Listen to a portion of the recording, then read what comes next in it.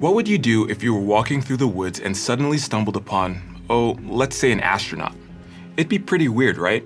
Well, apparently not for Detective Paul Prospero.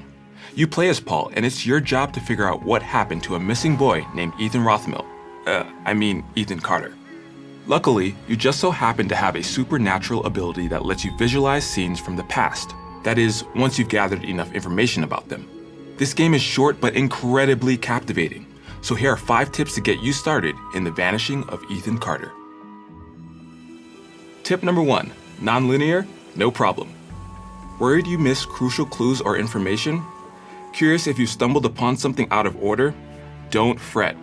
While this is a story-driven game, the story isn't linear until you've uncovered most of the mystery, so it's up to you to choose where to adventure and what to explore.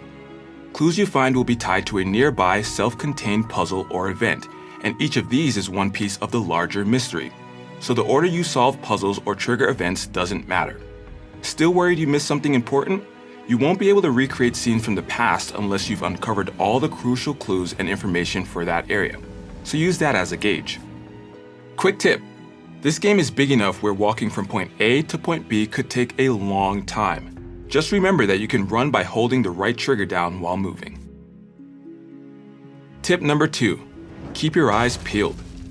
Gameplay is focused on exploration and discovery, so you'll need to thoroughly explore each area to uncover the whole story. Anytime you come across something interesting, words will appear above the object, prompting you to check it out.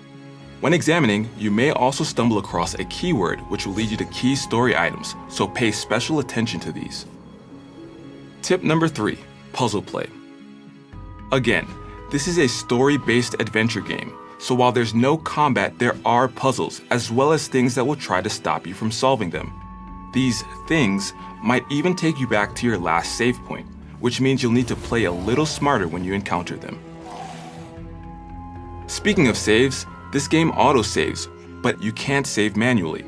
So if you don't finish this game in one sitting, you'll need to keep this in mind.